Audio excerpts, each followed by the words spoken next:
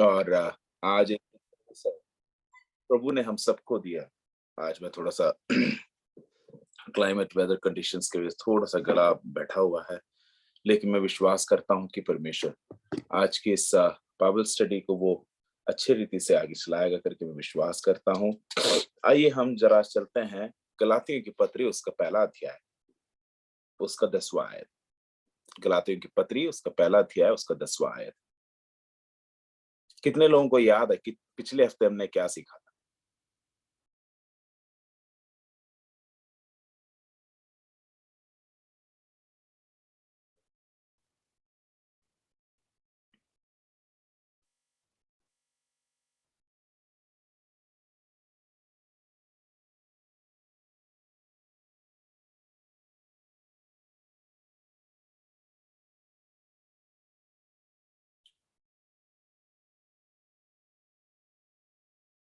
किसी को याद नहीं है?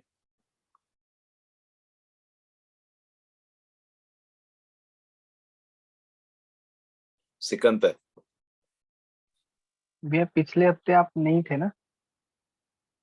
उससे पहले हफ्ते। से पहले।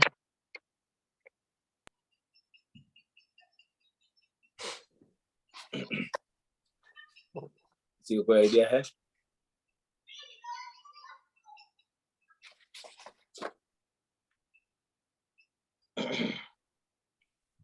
सिम्पसन के बारे में सीखा था, राइट? राइट। नाजरत के बारे में, नाजरत होने के आमीन। तो आज मैं आपको एक चीज उसी सब्जेक्ट को कंटिन्यू कर रहा हूं, लेकिन उससे पहले मैं चाहता हूं कि आप लोगों को एक विषय, इसी इसी से रिलेटेड विषय है। गलातियों की पत्री पहला अध्याय उसका 10वां आयत। कोई एक जन पढ़े। अब मैं क्या मनुष्यों को मनाता हूँ या परमेश्वर को? क्या मैं मनुष्यों को प्रसन्न करना चाहता हूँ? यदि मैं अब तक मनुष्यों को ही प्रसन्न करता रहता तो मसीह का दास न होता। बस एक और बार उस वचन को रोक रोक कर जरा पढ़कर मदद करे। हाँ, अब मैं क्या अब मैं क्या मनुष्यों को मनाता हूँ या परमेश्वर को?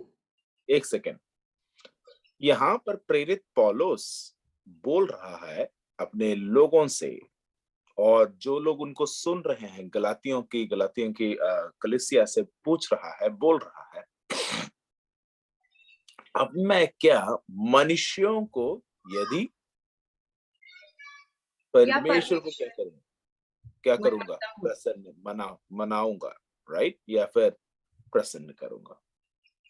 आमीन। यहाँ पर एक चीज को हमें जानना बहुत ही अनिवार्य है। परमेश्वर ने हमें बुलाया है। आजकल का सबसे बड़ा एक प्रॉब्लम क्या है बताएं? कुछ दिन बाद, कुछ टाइम बाद, जैसे परमेश्वर हमें आगे चलाता है, जैसे परमेश्वर में अगुवाई देता है, हम धीरे धीरे क्या कर लेते हैं? परमेश्वर के नाम की महिमा के लिए खड़े हो जाते हैं। कुछ टाइम बाद परमेश्वर क्या करता है? हमें ब्लेसिंग्स देता है, राइट? लेकिन जैसे जैसे ब्लेसिंग्स बढ़ जाता है, हम परमेश्वर को भूल जाते हैं, राइट? कि पिछले हफ्ते मैंने आपको याद दिलाया था कि नासरत के बारे में। नासरत को परमेश्वर ने कहां पर रखकर चुना था? क्या वो पैदा होने के बाद या फिर मां के कोख में पैदा होने से पहले? मां के कोख में बनने से पहले उसको नासरत कर कर परमेश्वर ने क्या करा? क्या करा था? बुलाया था। ये नहीं कि उसका सबसे इंपॉर्टेंट कार्य यह है कि वो नाजरत है, वो दूसरों से अलग नहीं, लेकिन जब वो इस पृथ्वी में रहता है, जीता है, वो नासरत है।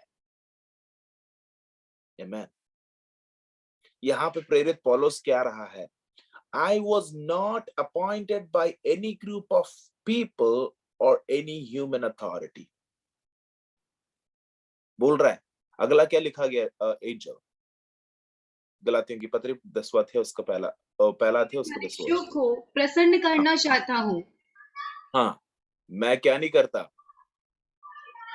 मनुष्यों को मनुष्यों प्रसन्न को नहीं मनुष्यों को प्रसन्न नहीं करना चाहता हूँ। आगे पढ़े, कैन यू रीड द यदि होल वर्ड्स? हाँ यदि मैं अब तक हाँ। मनुष्यों को ही प्रसन्न करता रहता तो मसीह यदि, यदि यहाँ पर हमें एक बार पॉज करना है। यदि मैं मनुष्यों को प्रसन्न करता रहता तो मैं किसका सेवक नहीं हूं? परमेश्वर का दास ना मैं होता। परमेश्वर का दास नहीं हूं। मैं हमेशा से आप हमारे इस आईजीएम के जो लीडर्स है, मैं आपको एक चीज कहना चाहता हूँ, बेटा बेटे आप लोगों को परमेश्वर इस्तेमाल करेगा। कुछ दिन बाद आप शायद बड़े बड़े मिनिस्ट्रीज में जाओगे। कुछ दिन बाद शायद परमेश्वर आपको बहुत बड़ा कलीसिया देगा, पासबान बना देगा, लीडर्स बनाएंगे, वहां के अथॉरिटीज में लाएंगे। लेकिन हमेशा एक चीज को याद रखना, अगर आप परमेश्वर का सेवक हो तो सबसे प्रथम स्थान परमेश्वर की सेवकाई होनी चाहिए। आमीन। क्योंकि आपको परमेश्वर का सेवक कहलाना है तो आपको मनुष्य का सेवक नहीं बनना। It clearly says that. और आप लोग जानते हो, जब हम ऐसे अवस्था में ऐसा एक दृढ़ निश्चय में जाते हैं ना, एक चीज को जान लेना, ब्लेसन भाई ऐसे स्पेशली पूछ लो, एक चीज को जान लेना, दुनिया में हम हमेशा अकेला रहेंगे, कोई साथ देने वाला नहीं होगा, कोई भी इंसान साथ देने वाला नहीं होगा। लेकिन एक चीज मैं आपको कह सकता हूं, मेरा और आपका साथ देने वाला सर्वशक्तिमान परमेश्वर सदा रहता है। आमीन। जब हम मनुष्य को प्रसन्न करना चाहते हैं, जब हम मनुष्य को जिस प्रकार मनुष्य चाहते हैं उस प्रकार हम बढ़ना चाहते हैं, वहां जाकर हमारे ऊपर जो परमेश्वर की ओर से दी गई जो आत्मा है, परमेश्वर की ओर से जो दी गई है, जो अभिषेक है, वो हम भूल जाते हैं। समझ रहे हो?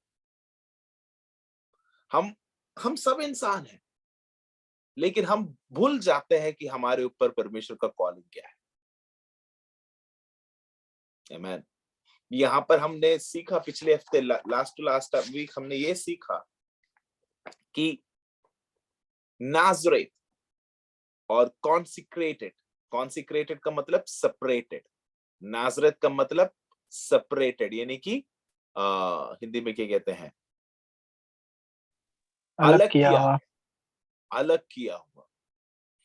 यानी कि आपको मनुष्य ने नहीं बुलाया, आपको मनुष्य ने नहीं ऑथराइज्ड करा, आपको परमेश्वर ने किया है। यानी कि आपको परमेश्वर ने अलग किया है।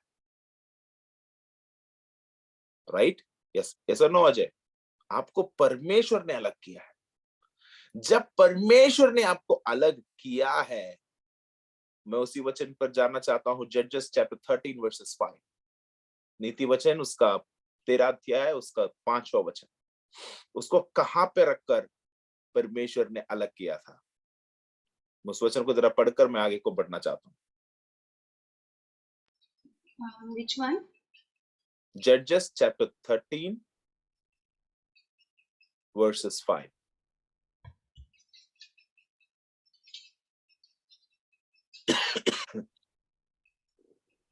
क्योंकि तू गर्भवती होगी और तेरे एक पुत्र उत्पन्न होगा हाँ और उसके सिर पर छुरा न फिरे, हाँ, क्योंकि वह जन्म ही से परमेश्वर का नाज़िर रहेगा। बस।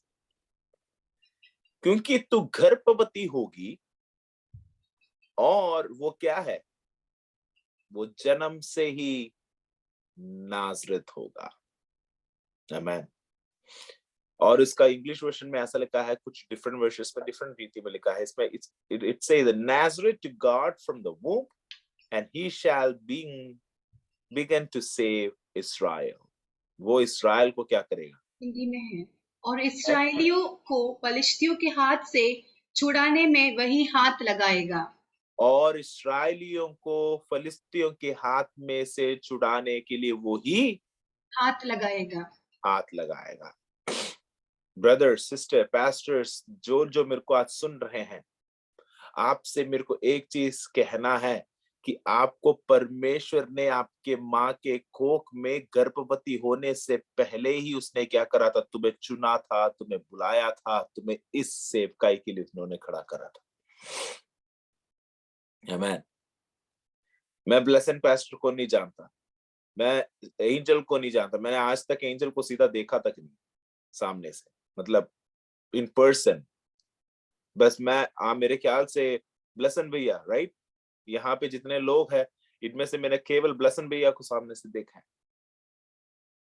एंजल को मैं नहीं जानता, सिकंदर को नहीं जानता, किसी को नहीं जानता, लेकिन परमेश्वर की योजना में था कि 2022 में हम सब लोग मिलकर ऐसा एक बाइबल स्टडी करेंगे, उसकी योजना थी। लेकिन हमारे सोच में, हमारे प्लान में ऐसा कुछ नहीं था। लेकिन परमेश्वर ने क्या करा था?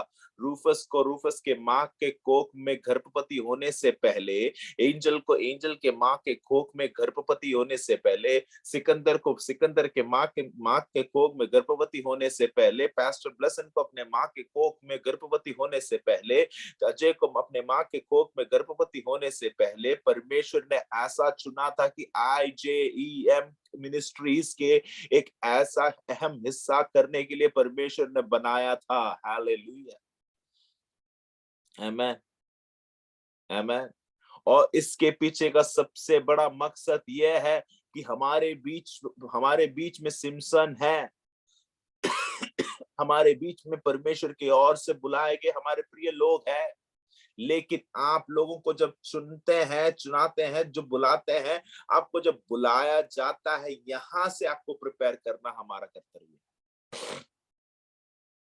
आमीन। और यहाँ पे क्या बोला है? यीशु मसीह का प्रचार, यीशु मसीह का प्रचार का सबसे बड़ा मकसद क्या था?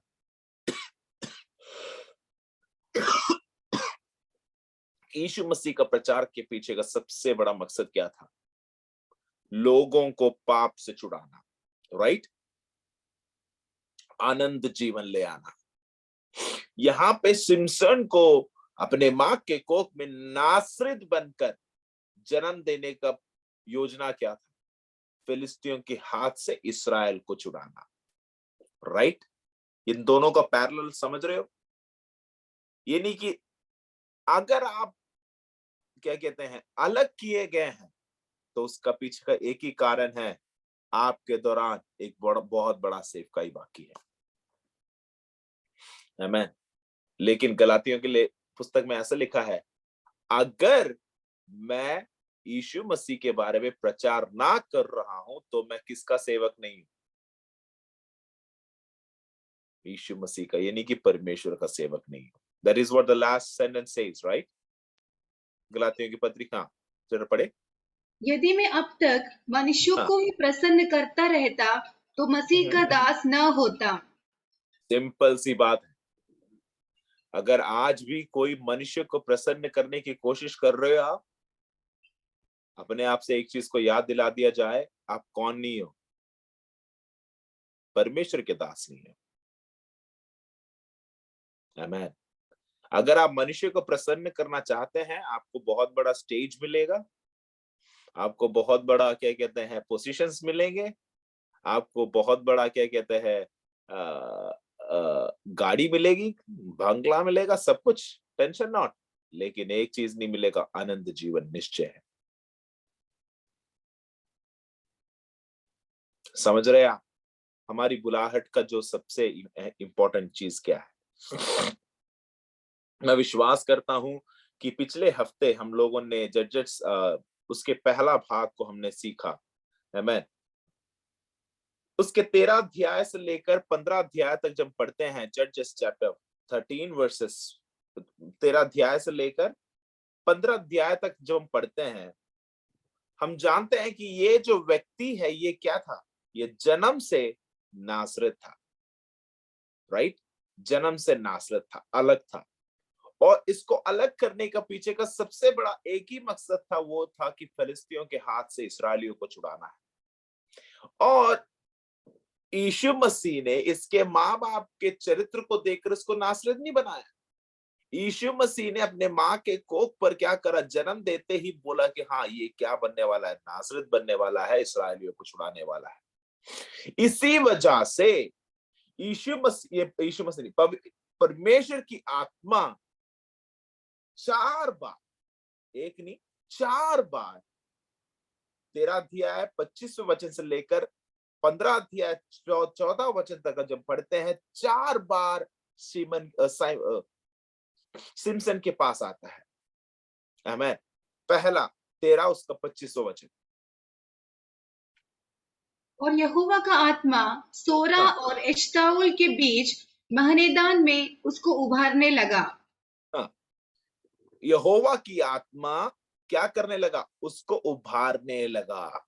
जब वे जवान था, जब ये युवक बालक था, इसके पास इसके माँ बाप ने इसको क्या करा, अपने पैदा होते वक्त से लेकर जवानी तक उसको क्या करते रहे, उसको बिल्ड करते रहे, बढ़ाते रहे, परमेश्वर की आत्मा के अनुसार उसको क्या करते रहे, चलाते रहे। आमीन। लेकिन अब ये जवान बन चुका है। आमीन। अब यहाँ पर जो लोग मेरे को सुनते हैं, आपको ध्यान से सुनना है। एक, हम लोगों को हमें लगता है कि हमेशा हमारा पास्टर हमें क्या करता रहेगा, सिखाता रहेगा। Praise the Lord. मेरे प्रियो, कुछ टाइम बाद पवित्र आत्मा यानी कि परमेश्वर की आत्मा आपसे खुद बात करेगा। आमीन। अभी हम कितने लोग, 1 2 12 लोग हैं। कितने लोगों को पता है कि अगले हफ्ते हम सब एक साथ मिलेंगे कि नहीं? शायद हम में से कोई एक जन चल जाएगा, शायद बाइबल स्टडी लेने वाला मैं चल जाऊंगा, हम बोल नहीं सकते। लेकिन एक चीज है, अगर परमेश्वर की आत्मा आपके साथ बातें करता रहा कि पिछले इतने सालों से हम लोग क्या कर रहे हैं, वचन पढ़ रहे हैं, इन वचन के अनुसार हम धीरे धीरे बिल्ड होते आए। लेकिन अब परमेश्वर को पता है कि अब ये क्या हो चुका है, जवान बन चुका है, अब इससे मेरी सीधा बात है होगी। तो यहाँ पर 13 अध्याय उसका 25वां वचन पर सिमसोन से परमेश्वर की आत्मा सीधा बात कर रहा है, उसको उसके अंदर उसको क्या कर रहा है, उभार रहा है कि तुझे ऐसा होना है, ऐसा नहीं होना करके। आमीन। आइए उसके आगे को पढ़े बेटा। Continue reading the word. Next chapter. Chapter 14। हाँ। शिमशोन तिम्ना को गया और तिम्ना में एक पलिश्ती स्त्री को देखा। हाँ। तब उसने जाकर अपने माता पिता से कहा, तिम्ना में मैं एक पलिश्ती स्त्री को देखा हूँ, अतः अब मैं तुमसे उससे विवाह करा दो। हाँ। उसके माता पिता ने उससे कहा, क्या मैं तेरे भाइयों की बेटियों में या हमारे सब लोगों में कोई स्त्री नहीं है कि तू खतनाहीन पलिश्तियों में की स्त्री से विवाह करना चाहता है? शिमशोन ने अपने पिता से कहा, उसी से मेरा विवाह करा दे, क्योंकि मुझे वही अच्छी लगती है। अब सोचो, परमेश्वर ने सिमसोन को बुलाया क्यों था? किस चीज के लिए बुलाया था? फलिश्तियों से नाजरी होने, नाजरीत बने और फलिस्तियों से इसराइलियों को छुड़ाने के लिए। अब शैतान ने सिमसन के हृदय में बातचीत कैसे करी? फलिस्तियों में से एक लड़की को देखकर उसके मन में एक ऐसा तात्पर्य लाया कि उसे शादी करवा दे। राइट? हाँ या ना? शादी करवा दे। और उसने जाके बहुत ही सीधा साधा रीति से उस बंदे ने जाकर क्या कर दिया, माता पिता को बोला। माता पिता ने तब भी समझाया, बेटा तेरे को आज तक हमने नासरत करके क्या करा है, पाला है, तुझे हमारे यहां से तुझे शादी करनी है। पुराने नियम। आगे को जरा पढ़े। उसके माता पिता न जानते थे कि यह बात यहोवा की ओर से है कि वह पलिश्तियों के विरुद्ध दाव ढूंढता है। उस समय तो पलिश्ती इस्राएल पर प्रभुता करते थे। तब शिमशोन अपने माता पिता को संग लेकर तिम्ना को चलकर तिम्ना की दाख की बारी के पास पहुंचा। वहां उसके सामने एक जवान सिंह गरजने लगा। तब यहोवा का आत्मा उस पर बल से उतरा और यद्यपि उसके हाथ पे न कुछ था, तो भी उसको ऐसा फाड़ डाला जैसा कोई बकरी का बच्चा फाड़े। एक सेकेंड, यहाँ पर व्यक्त रीति से समझाता है कि वो क्या करने लगा, आगे चलने लगा, लेकिन उसके सामने जवान सी एक सिंह उसको क्या करा, उसके विरोध में आया। लेकिन वहां पर व्यक्त रीति से लिखा है उसके पास कुछ वेपन था, कुछ भी नहीं था, लेकिन उसने क्या करा, जैसे एक बकरी के बच्चे को फाड़ डालते वैसा ही उसने क्या करा, सिंह को फाड़ डाला। आमेन, आमेन। किसी ने ट्राई करा बकरी के बच्चे को मुंह को फाड़ने का? हमसे तो बिल्कुल नहीं होगा, लेकिन सिमसन से तो शहर का सिंह का बच्चे को क्या कर दिया, उसने उसके मुंह को फाड़ डाल दिया। Praise the Lord. लेकिन यहाँ पर फिर से परमेश्वर की आत्मा उसके पास आता है। आज मेरे को जो सुनते हैं, अगर तेरे पास परमेश्वर की आत्मा है तो मैं एक चीज कह सकता हूं, आपको किसी भी तरीके का वेपन की जरूरत नहीं है। आमीन। ये मेरा हाथ जोड़कर मेरी विनती है आप लोगों से, जब आप किसी के लिए प्रार्थना करते हो, कहीं भी सेवकाई के लिए आपको परमेश्वर ले जाता है, वहां पर जाकर कुछ अद्भुत कार्यों को दिखाने की जरूरत नहीं है। आजकल आजकल कितने लोगों को पता है, हमारे नॉर्थ इंडिया में इतने सारे मिनिस्ट्रीज चल रहे हैं, लेकिन टिकट रखते हैं। पास्टर से मिलना है तो 10,000 रुपए, प्रार्थना करना है तो 25,000। मेरे प्रियो, यीशु मसीह ने किसी को भी ऐसे धंधे में नहीं बुलाया। अगर आप सेवक हो, अगर आप सेवकाई करते हैं, तो पवित्र आत्मा के नाम, पवित्र आत्मा के अगुवाई के प्रकार करें। आमीन। यहाँ पर क्या लिखा गया है, उसने अद्भुत कार्य करा, लेकिन उसके पास कोई भी तरीके का आयुध नहीं था, किसी भी तरीके का वेपन नहीं था। उसने सिर्फ और सिर्फ पवित्र आत्मा के नाम की महिमा के लिए करा। आमीन। आगे पढ़े, उसका 14 का 19वां वचन। तब यहोवा का आत्मा उस पर बल से उतरा और उसने अश्कलोन को जाकर वहां से 30 पुरुष को मार डाला और उनका धन लूटकर 30 जोड़े कपड़े को पहेली के बताने वालों को दे दिया। तब उसका क्रोध भड़का और वह अपने पिता के घर चला गया। बस एक सेकेंड, पहला हमने उसको 13-25 में सीखा कि उसके पास परमेश्वर की आत्मा आई। 14 के 6 में हमने सीखा कि फिर से परमेश्वर की आत्मा उसके पास आया। 14 के 19 में हमने फिर से सीखा परमेश्वर की आत्मा उसके पास आया और उसने 30 लोगों को क्या कर दिया, मार डाला। ये सब किसकी योजना थी?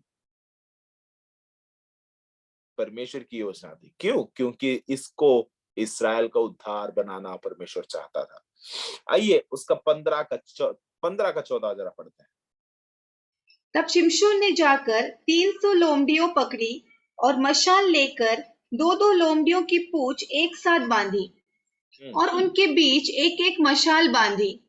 तब मशालों में आग लगाकर उसने लोमड़ियों को पलिश्तियों के खड़े खेतों में छोड़ दिया और फूलों के ढेर वरन खड़े खेत और जैतून की बारियां भी जल गई।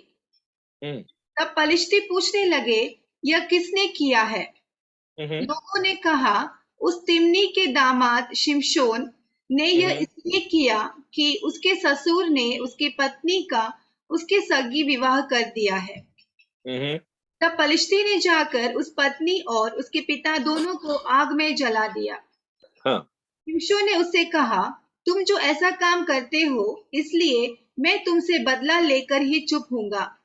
तब उसने उसको अति निष्ठुरता के साथ बड़ी मार से मार डाला। तब जाकर एताम नामक चट्टान की एक दरार में रहने लगा। आमीन।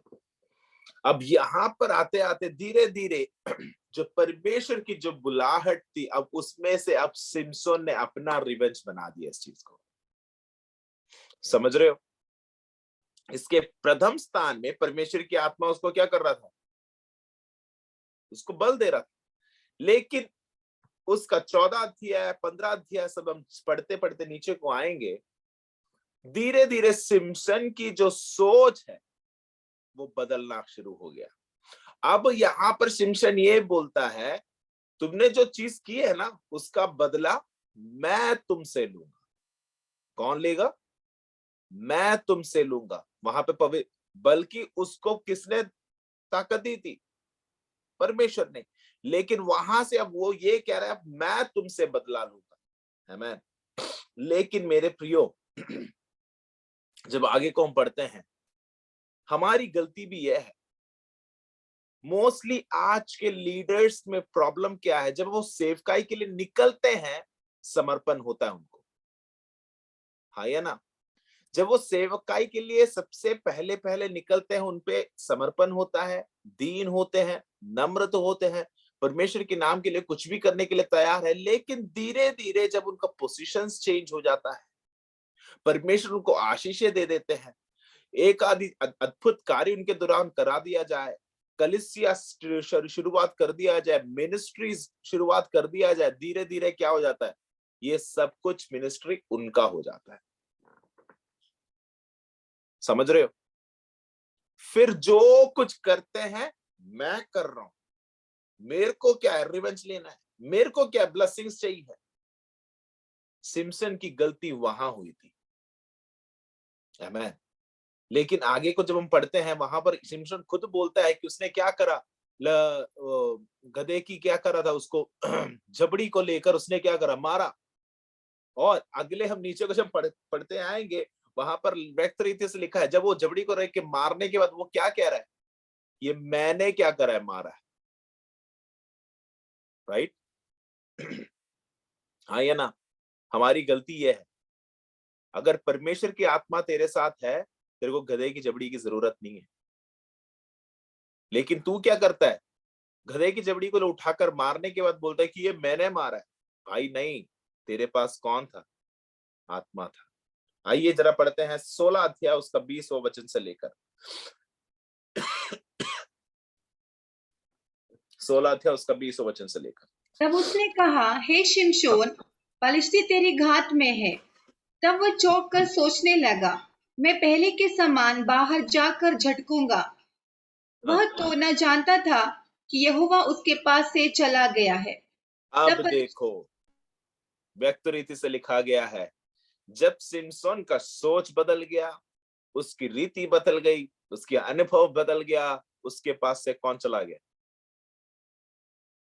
परमेश्वर की आत्मा।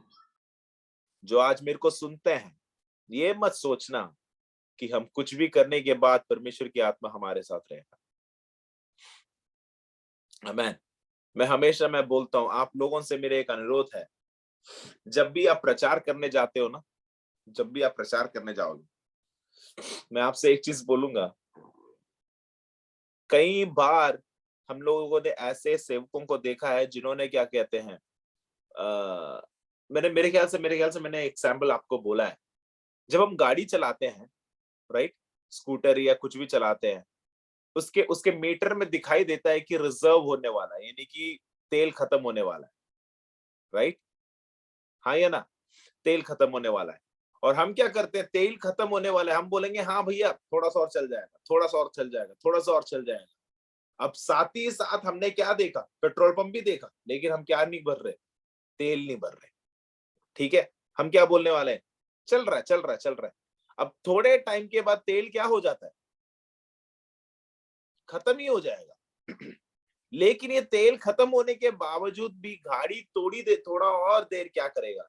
चलेगा। कारण जितना स्पीड से वो गाड़ी आई थी ना, वो फोर्स के वजह से वो क्या करेगा? आगे को चलता रहेगा। लेकिन जब तेल खत्म हो जाता है, बीच सड़क में रुक जाता है, वहां जाकर हम उसको भर नहीं सकते। अगर आप सेवक हो, अगर आप लीडर्स, अगर आप देखो, हमारे जिंदगी में रिजर्व हो सकता है। ये मत सोचना कि हम अपने जिंदगी में कभी रिजर्व नहीं होंगे। ये कभी मत सोचना कि हमारे मिनिस्ट्री लाइफ में हम हमेशा पीक लेवल पे रहेंगे। नहीं, हमारे जिंदगी में क्या हो सकता है? रिजर्व हो सकता है। लेकिन एक चीज को जानना, जब हम रिजर्व होते हैं, परमेश्वर के संगति में बैठने के लिए तैयार हो जाना, वचन को पढ़ने के लिए तैयार हो जाना, वचन को मनन करना तैयार हो जाना, वचन के साथ वचन में अपने आप को लगाने के लिए तैयार हो जाना। वरना बेटा क्या हो सकता है करके आप जानते होंगे, आप रिजर्व में हो जाओगे, जब तेल भरनी थी नहीं भर पाए तो बीच सड़क में रुक जाओगे। अगर बीच सड़क में रुक गए तो शायद सहायक कोई भी हमें मदद भी करने नहीं आएगा। आमीन। यहाँ पे सिमसोन के पास से क्या हो गया, परमेश्वर की आत्मा चला गया और उसको पता नहीं चला। जैसे ही उसके पास से परमेश्वर की आत्मा चला गया, उसका 21वां वचन में लिखा गया है कि उसके साथ क्या हुआ था। जरा पढ़े। तब पलिश्तियों ने उसको पकड़कर उसकी आंखें फोड़ डाली और उसे गाजा को ले जाके पीतल की बेड़ियों से जकड़ दिया और वह बंदीगृह में चक्की पीसने लगा। उसके सिर के बाल मुंड जाने के बाद फिर बढ़ने लगा। देखो, अब इसका आंख क्या हो चुका है, फोड़ डाली। जिस आंख के वजह से ये सब कुछ शुरू हुआ, उसी आंख को उन्होंने क्या कर दिया। बेटा, अगर तू परमेश्वर का दास है, मैं बोलता हूं, अगर तू परमेश्वर का दास है, सबसे प्रथम स्थान परमेश्वर को देना। मेरे को जो लोग सुनते हैं, हमारे शरीर में, हमारे जिंदगी में, हमारे मन में जो पाप का उत्पन्न कहां से होता है पता है? कहां से होता है? आंख से। आदम और ईव, उन्होंने पाप किस वजह से की थी? आंख। दाऊद ने आंख किस वजह से पाप की थी? आंख। सिमसन, आंख। वचन को सीखो। हर एक व्यक्ति ने जो परमेश्वर की सेवकाई में बहुत ही अच्छे रीति में चल रहे थे, सबकी पाप कहां से शुरू हुई? मैं आपसे हाथ जोड़कर प्रार्थना करना चाहता हूं कि गलती से भी, प्रभु, अगर तूने मेरे को आंख दिया है, इस आंख से तेरी नाम की महिमा के लिए तू मुझे खड़ा करना। मैंने आपसे बोला ना, हम इंसान हैं, हमारे में गलतियां आ सकती है, हाँ या ना? आप में से कितने को लग रहा है कि रूफस पास्टर जो सिखा रहे हैं वो पाप ही नहीं करते? नहीं, मैं भी इंसान हूं, मेरे में भी गलतियां हैं। लेकिन जब हम इस चीज को पहचान लेते हैं कि हाँ, आंख को प्रभु तू अपने रक्त में मुद्रांकित कर, मैं विश्वास करता हूं तेरे को हर एक सेकंड वो गाइड करेगा। आमीन। हर एक सेकंड। सिमसन ने अपना पाप आंख से शुरू करा, फिलिस्तीन ने उसके आंख को फोड़ डाला। लेकिन मेरा परमेश्वर बीच सड़क में छोड़ने वाला नहीं था। उसने क्या करा? उसने उसके आंख को निकालने के बावजूद भी, जब उसका आंख चला गया, तब जाके वो प्रार्थना कर रहा है। आमीन। उसका 28वां वचन, जजेस चैप्टर 16 वर्सेस 28, 28वां वचन में ऐसा लिखा है कि तब जाकर वो प्रार्थना कर रहा है। यहां पे हमने पिछले हफ्ते शुरू की थी सिमसन की प्रार्थना। आमीन। 13 अध्याय से लेकर अब तक उसने प्रार्थना नहीं करा। जब उसका आंख भी चला गया, तब जाके वो प्रार्थना कर रहा है। जरा पढ़े बेटा। तब शिमशोन ने यह कहकर यहोवा की दोहाई दी, हे प्रभु यहोवा, मेरी सुधि ले। हे परमेश्वर, हाँ, हे प्रभु यहोवा, मेरी स्तुति ले। हे परमेश्वर, मेरी प्रार्थना को क्या कर, अब की बार मुझे बल दे। अब की बार। बस एक सेकंड। अब तक इसने जो कुछ किया था, वो नहीं जानता था कि उसके साथ परमेश्वर की आत्मा थी। वो जानता था कि परमेश्वर की आत्मा थी, लेकिन जब उस फिलिस्तियों ने उसके आंखों को फोड़ डाला, तब उसको पता नहीं चला कि उसके ऊपर से परमेश्वर की आत्मा चल चुका है। मेरे प्रियो, गधे की जबड़ी से कोई काम नहीं चलेगा। कोई ट्रिक से कुछ काम नहीं चलेगा। अगर तुम सेवक हो, मैंने जैसे आपको बोला है, अगर हमारी गाड़ी रिजर्व में चल रही है तो जल्दी से जल्दी क्या कर दो, पेट्रोल को भरवा दो। आमीन। अगर हमारी गाड़ी में कोई भी मिसिंग आ रहा है, जल्दी से जल्दी रिपेयर करवा दो। और सेवक का रिपेयरिंग कहाँ होता है? एक सेवक होने के बावजूद हमारा रिपेयरिंग होता है परमेश्वर की संगति में। हमारा रिपेयरिंग उपवास से होता है, हमारा रिपेयरिंग प्रार्थना से होता है, हमारा रिपेयरिंग वचन मनन करने से होता है।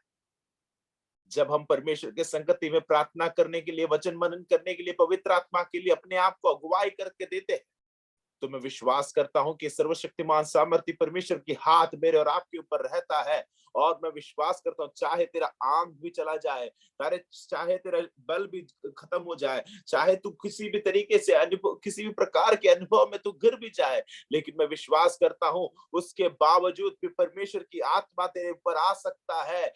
और जहां पर तूने 30 लोगों को मारा था, जहां पर तूने 30,000 को मारा था, उसी जगह पर परमेश्वर की आत्मा के दौरान तेरे को हजारों हजारों के ऊपर आत्मिक जय प्राप्त करने के लिए परमेश्वर सहायता करता है। आमीन। हमें प्रार्थना करना हमारी अनिवार्य है। आजकल सच में मैं किसी को भी पॉइंट आउट नहीं करना चाहता, लेकिन आजकल हम लीडर्स बोलते हैं, हम पास्टर्स बोलते हैं, कितने देर हम प्रार्थना करते हैं, कितने देर हम वचन मनन करते हैं। मैं एक सेकंड, मैं यहां पर मैं कल समाप्त करना चाहता हूं। एक चीज मैं पूछना चाहूंगा, हम में से कितने लोग यूट्यूब देखते हैं, वीडियोस देखते हैं? कितने लोग वीडियोस देखते हैं यूट्यूब में, जो भी छोटा छोटा वीडियोस जो आता है?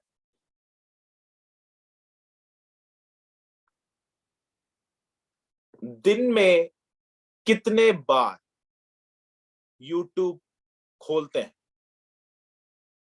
10 बार, 15 बार, 30 बार?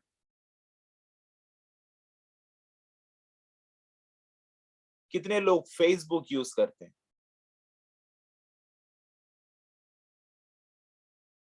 कितने लोग इंस्टाग्राम यूज करते हैं? कितने लोग इस चीज को ऐसे ही स्क्रैप करते जाते हैं? अब दिन में एक बार वचन खोलकर 4 अध्याय को पढ़ने वाले कितने लोग हैं?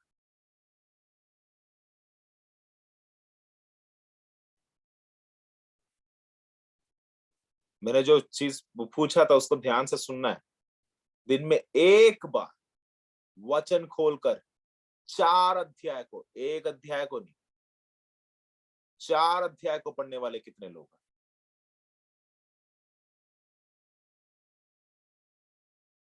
नहीं है ना?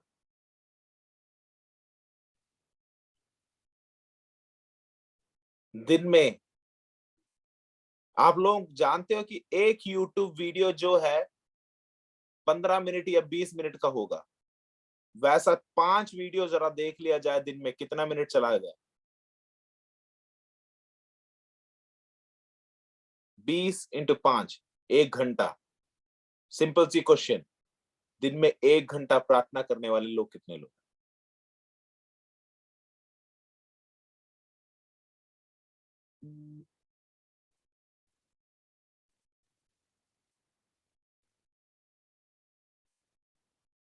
मैं यहां पर इसको रोकना चाहता हूं। तुम नाज़रेत हो, परमेश्वर ने तुम्हें बुलाया है। परमेश्वर की आत्मा चल जा सकती है, लेकिन वो फिर से तुम्हें बल देने के लिए सामर्थ्य परमेश्वर है।